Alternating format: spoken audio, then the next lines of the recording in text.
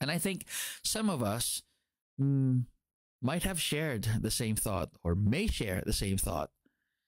Masyado na tayong matagal sa ating paghihintay sa Panginoong Jesus at tayo ay nagiging confused na, nagiging agitated na tayo, nawawalan na tayo ng pasensya. Pero yung ating experience, karanasan natin sa paghihintay na, ay hindi nangangahulugang hindi mapagkakatiwalaan ang Biblia. Tandaan natin na yung pangako ng Emmanuel na binigkas doon sa panahon ni Isaiah ay hindi naganap after 700 years. Pero ibig sabihin ba nun ay nakalimutan ng Diyos ang kanyang pangako? I don't think so.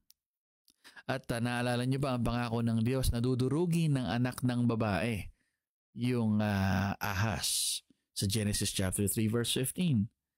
Kailan yun na-fulfill? Na-fulfill yun noong namatay ang Panginoong Jesus sa krus ng Kalbaryo. And that was, what, 4,000 years? 5,000 years? Right? Hindi ibig sabihin nun na nakalimutan ng Diyos yung kanyang mga pangako, mga minamahal.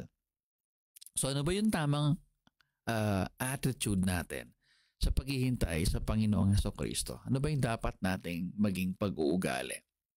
Well, habang tayo naghihintay, balikan natin ang salita ng Diyos, aralin yung mga sinasabi nito tungkol sa muling pagbabalik ng Panginoong Jesus, at tingnan natin at makikita natin na ang Biblia, ang ating tangan-tangan sa ating mga kamay, ay ang purong-purong salita ng Diyos na nagtataglay ng mga mapatutunayang mga makasaysayang pangyayari, mga historical events.